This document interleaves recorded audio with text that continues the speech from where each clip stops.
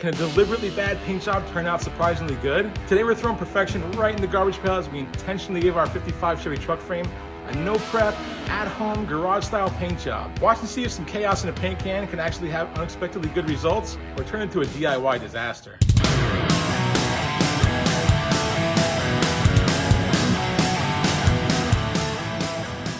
What is up, YouTube? Welcome back to In the Shop TV. In the last episode, we fixed a clearance issue we had with our rack and pinion. It wasn't clear in our oil pan or our steering shaft, so we got that sorted out. Don't adjust your volume. You did, in fact, hear me right. We are going to do an intentionally crappy paint job on our 55 Chevy truck frame, all in the name of an experiment. I actually got this idea a long time ago watching YouTube videos myself.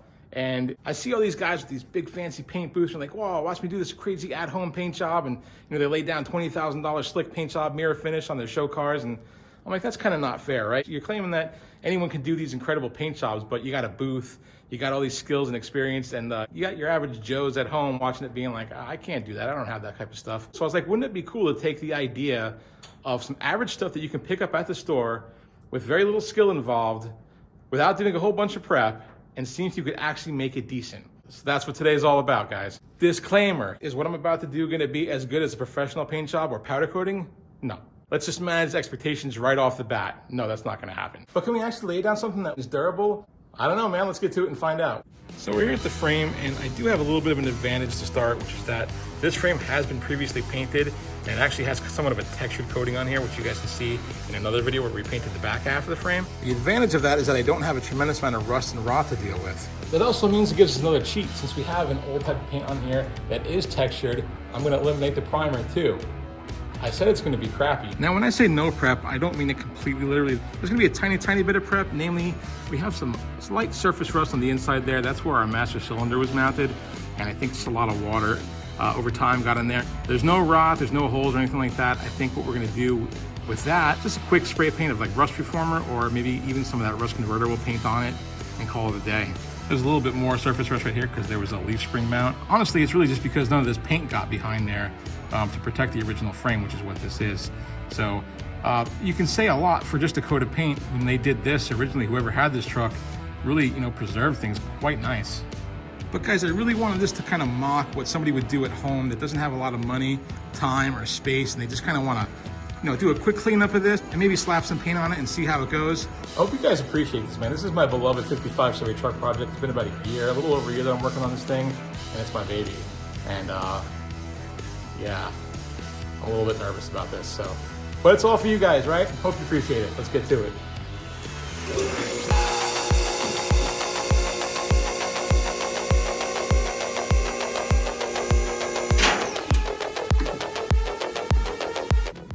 So just got a wire brush with a scraper on the back of it. Just taking off some of that chunky nastiness that I showed you guys a minute ago.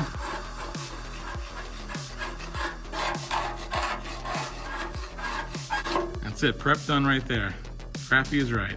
This spot right here, I could actually probably remove this, but if I do that, I'd have to take one of these mounts off. There's a cab mount right there. And I have to replace that and start hitting that rivet out and putting a bolt in there. And I'm just not in the mood. So we're gonna leave this. Try to get as much of this crap off of here as we can. Slap some paint on this sucker too. All right, so I think I'm gonna lower this down a little bit because I want to get these headers off. The piece that I was showing you that has all that crud on it is right back here. And that collector comes right back there, and I just can't even get my head there to see the other side of it. So let's lower this down and get those headers off.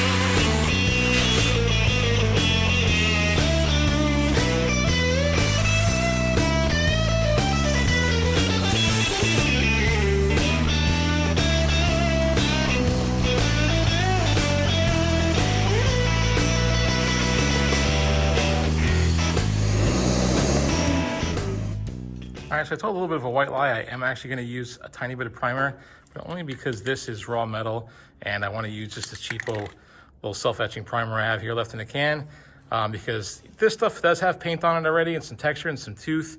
And I think once I just get a little tiny bit cleaned up, it'll be fine for some paint. But this stuff is definitely gonna need just a little bit of something to grab hold of that paint. So we're gonna go ahead and hit it with a quick mist of this stuff.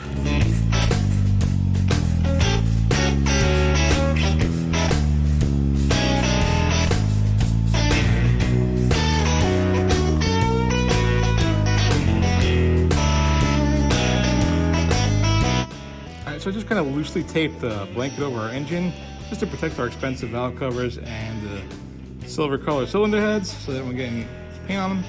I did want to leave all these mounts exposed and all that because they're going to get painted.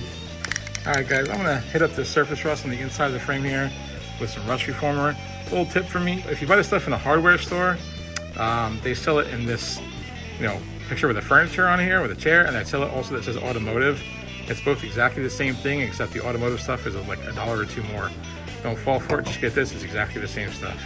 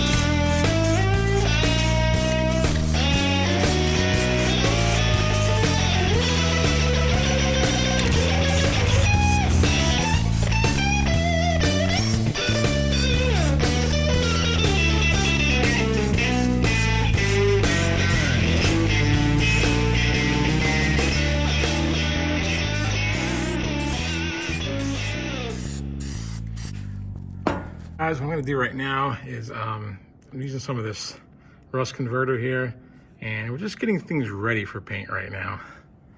I'd hardly call this any serious prep, but this will help go a long way just to take some of the surface rust and make sure that it doesn't start growing and poke through our paint when we're done. All right, so I'm gonna let that rust converter dry up overnight. We'll come back out here in the morning and I'll show you my plans for top coating this. All right, so we got all our rust areas touched up with either rust converter or that rust reformer spray, just to kind of keep that rust at bay. What I want to do right now is get out the air hose and blow the entire frame off as much as I can, all the little nooks and crannies, and hopefully we'll get some of that dust off so that our paint has a better chance to adhere.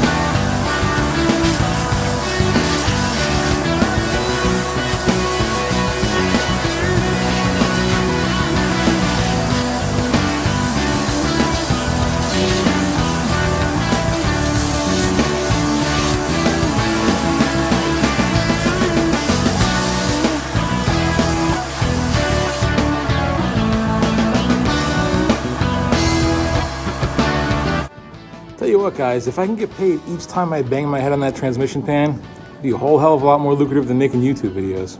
All right, guys, we're just about ready to start painting, and I've got my headers resting on the runways here. I just wrapped them up with the cheap drop cloths so I don't get any paint on them. So I'm gonna tell you guys what I'm gonna use for paint. We're gonna start painting in just a second, but before we do that, I wanted to ask you guys, you all saw that new logo that we rolled out in the beginning of the video? A, I wanna know in the comments, let me know, what did you guys think of it? Do you like it? You think it's cool? B, Would you guys be interested if I made t-shirts, hats, and hoodies and I sold them? Would you guys be interested in buying those? Let me know, because I don't want to go through the hassle of making them and nobody really wants them. But if that's something you guys might be interested in, leave it in the comments. Let me know, A, what you think of the logo, and B, if you'd be interested in having some kind of merch. All right, we're going to be using 3 things to paint this truck. Here's the first. This is a Rustoleum Farm and Implement paint. It is gloss black like the rest of our frame that we did in the back half. This is supposed to be a UV stable, heavy duty coating for your farm equipment, tractors, buckets, stuff like that. It sits outside, takes abuse. It's supposed to like really last and be very durable. But to give us a little bit of a better shot of this working and holding out good, I want to kind of do 2 things. I want to, A, add a hardener or a catalyst, which is going to basically make this a 2K paint. And B, I want to thin it just a tiny bit with some acetone. And what that's going to do is just allow it to flow out a little bit better. I want to manage expectations.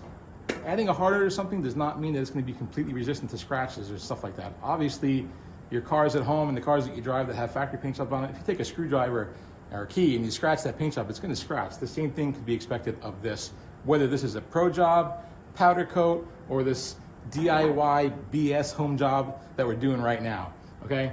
So that's the point of the catalyst. The acetone, I want to thin it down just a tiny bit. We're going to brush this on. Normally, you wouldn't need this to use a brush, okay? If any of you guys have ever used a product called Pour 15, you'll know what I'm talking about. You dip your paintbrush in the can, you pull it out, and it all kind of runs off the brush like water. Well, if we add too much thinner, that's what's going to happen to this. In a body shop or a professional painter, they would add thinner to their paint because they're shooting it out of a gun and you want it to be thin so it flows out better and atomizes better and you don't get orange peel and stuff like that. So I'm adding it because I just want to, when we brush it on the surface, I want to try to minimize the brush strokes as much as possible so it doesn't look goopy and gross. Again, this is not going to be a spectacular paint job. I just really wanted to do an experiment and yes, sacrifice my own truck for you guys, the viewers. So let's give it a shot. The other stuff that we're going to be using are some mixing cups to measure our ratios, some stir sticks, a small cheapo tray with a little foam roller so that when we do the flatter, bigger parts of this, we don't have to use a brush for that. It'll kind of speed things up a little bit. Then, of course, we got a basic assortment of brushes, and I even found this kind of cool corner brush that might be neat for the inside corners of the frame. All right, guys, I have mixed this up really, really well. Now go ahead and get this cap off of here.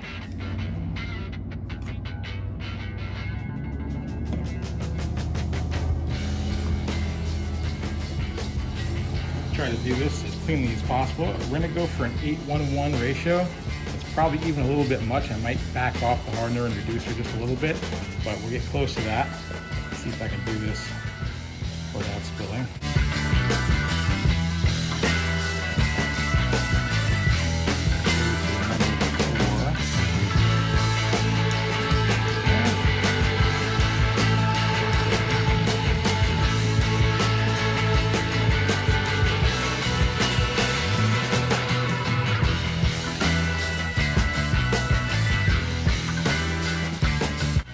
A bit over 4 because it's really thick and goopy when it came out of there.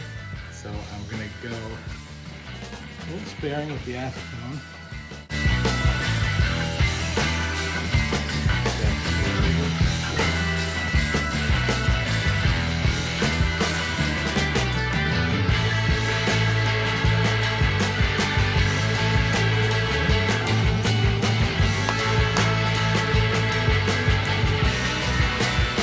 Part of your stuff is pretty caustic stuff, so use a mask or have some ventilation. Try not to kill all your brain cells when you use this. Right to that 4. That's a good measure. All right, let's mix that up and see what it looks like. So it definitely thinned it out a little bit, which is kind of what I'm looking for in terms of the ratio to thinner, because if you were gonna spray this, you could go with a lot more thinner, and what you were looking for out of a spray gun would be kind of dripping off the stick, not kind of coming off in a stream like that. So this definitely is not as thin as if you were gonna spray it, but I don't know if you guys saw when it came out of that can, it came out real thick, like almost molassesy, and we're definitely thinner than that now. So this tells me that it will flow out a little bit when we get it on frame on the brush, and hopefully alleviate some of those brush marks. There was a full 1-part catalyst in there, so I think that's going to be enough for hardener. At least I hope so anyway. I feel like that's sufficiently mixed. go ahead and get some of this on the frame.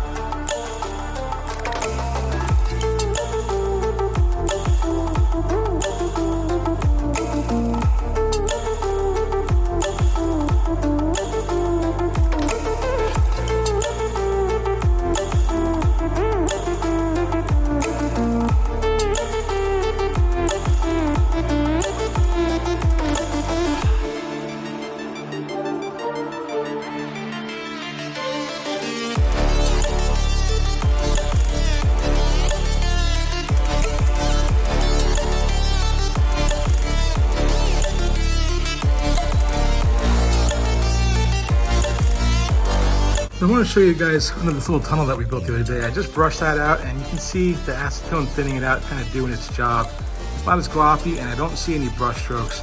Obviously it does not look like it was sprayed by a gun, but this whole complete flat surface right here, I can't see any brush strokes at the moment. And I just finished brushing that. So it is kind of making those brush strokes flow out a little bit, which is pretty much what I wanted out of that acetone. All right guys, I'm just about done with that first cup that I mixed up, and I figured it was a good place to pause and go over a couple things. I did up to here on the outside of the frame just because I wanted to blend it with the old paint and see how it would look. I was impatient and it did blend nicely.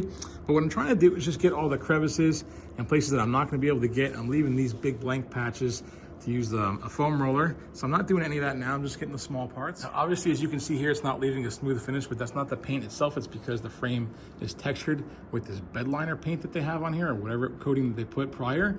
I'm happy that they did that because it really kept it nice and from rusting, but we cannot get a smooth finish unless we knock all this down to bare metal. But you know, this is a frame, I don't care, I'm fine with that. I really just want something that's gonna cover good and be durable. So same thing in here, you can see I'm just getting the top corners and the inside corners, leaving the middle patches unpainted. We'll hit that with a roller. Got all underside the main cross member. However, if we come around to this side, you can see that there was some paint removed here. The only issue we're having is if you see those little dots right there, no brush strokes, but those are what we call solvent pops, and that is because the acetone, or at least what I believe it is, the acetone is flashing off too quick as a solvent, and you're getting those little dots. They're basically the gas is coming out of the paint. So what we could do is use a slower thinner. Maybe we can try our mineral spirits over there and see if that slows it down. Or on the next batch we whip up, we might just try no thinner and try the hardener alone. I'm a little bit nervous because when it came out of that can, it was really, really thick stuff. So I think I might have a problem brushing it if I do that. But this is an experiment. So truthfully, this is a frame. It's really not that big of a deal. No one's even gonna see it.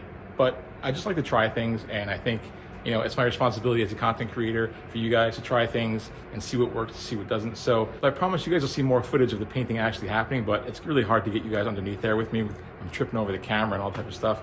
So when we lower this down, we start doing the top of the frame, we'll mix up another batch with no thinner, just hardener, and use the foam roller and see how that lays down. So I've stopped on the underside right about there, right where our suspension is and our front wheel is. It's gonna be really difficult for me to move around under there, so I'm not gonna take the camera, but let me get this front little portion done and then we'll lower this down and we'll continue. All right, I changed my mind. I went with mineral spirits this time because the last little bit that I had in the cup, as it was kind of starting to dry up a tiny bit, I brushed it on and it got real goopy there towards the end, so I got a little bit nervous, and I thought thinning it out was the right thing to do. But this will flash off a little bit slower than the acetone, so hopefully that'll stop some of that solvent pop, although on the frame it's not really that big of a deal. And I did go with the hardener again. I mixed it a little bit lighter this time. I went with a 6:1 ratio, and all in the name of experimentation, guys. Let's see how this works out. All right, so right now I am painting with a 6:1 ratio with mineral spirits as a thinner, using the same hardener, and it is flowing out a lot better. I really like this ratio a lot better than what I started with. Just kind of glad I did the underside first. And top sides here where stuff is visible, it's turning out a lot better. So that's a good thing. It flows out better. It stays on the brush, it doesn't drip off. So it seems like it's just the right ratio.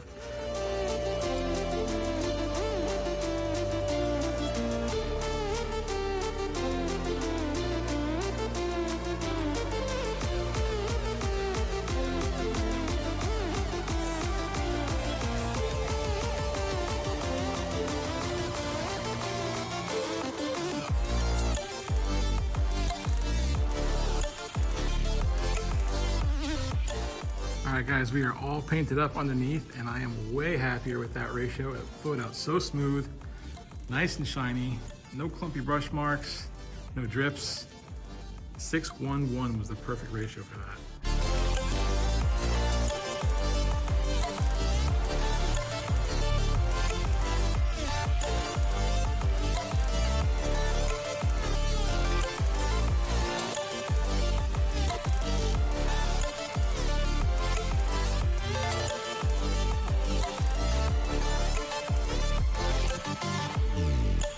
All right, you know what, guys? I don't even think I'm gonna bother opening up that roller. I think I'm just gonna get a bigger brush. So I've only got this panel and that panel on the outside of the frame rail, the top of the cross member, and the same panels on the other side.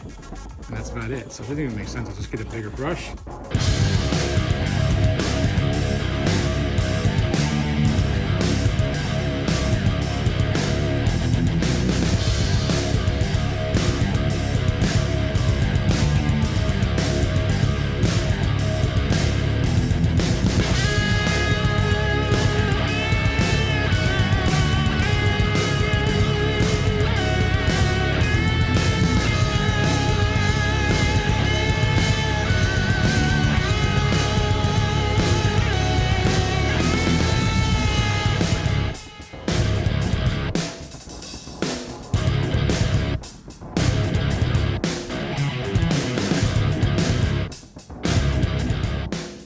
Last little bit right here, guys.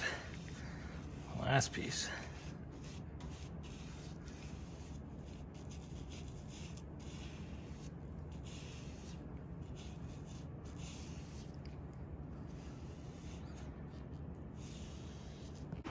So guys, this is a really good example. You can see where paint was removed.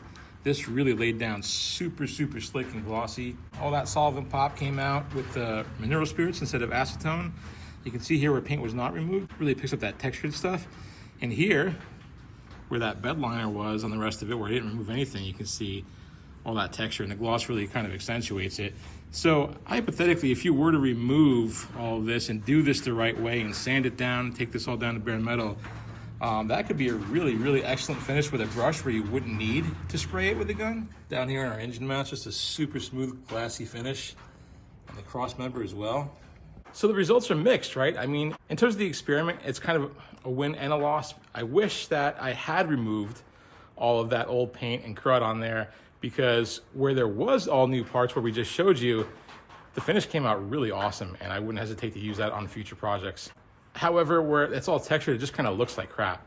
I do think it's going to be somewhat durable because we added that hardener in there. It dried up and it feels really hard to the touch, so I am happy with the actual finish. I can't speak to its durability long term, obviously, because this is just dried, so we won't really know for a while, but I don't see any reason why this isn't going to hold up. I wanted to do this with a brush specifically because I can get on a lot heavier of a coat than I could if I spray it with a gun. And I think that doing a deliberately crappy paint job like this, where you're not doing all that prep work, having that extra paint on there with the catalyst in it, applied by a brush where you have a thicker coat, would be advantageous to get it to be more durable over the long term. Do I recommend that you guys go out and just no prep your frame or no prep your parts, throw some paint on it and call it a day? No, I don't. Do I think that if you're in a pinch, there's something that you can do that'll get you by and maybe give you decent coverage and a little bit of durability? Yeah, I think you can. Guys, it's really important to manage expectations. Remember, this is not going to be a Barrett Jackson $250,000 show car. This is going to be my truck that I fully intend to drive the ever-living shit out of this thing. I really need to just get some paint on the frame so that I can progress on to the next part of this build and get rolling. I will say this, however, if you wanted to do a really nice paint job with a gun, I would not hesitate to use the materials that I use today, being that tractor paint, a reducer, some kind of reducer, and a hardener, because after it cured, it laid down really nice, super slick, really tough, hard, and smooth. So I would think that that would be a viable finish option for you, because imagine if you did do the prep work, how good it would come out. All right, so it's the next day. We're all dried and cured up. I just came in here to stick my finger on it, make sure, and the finish is super hard, and I'm happy with how it came out.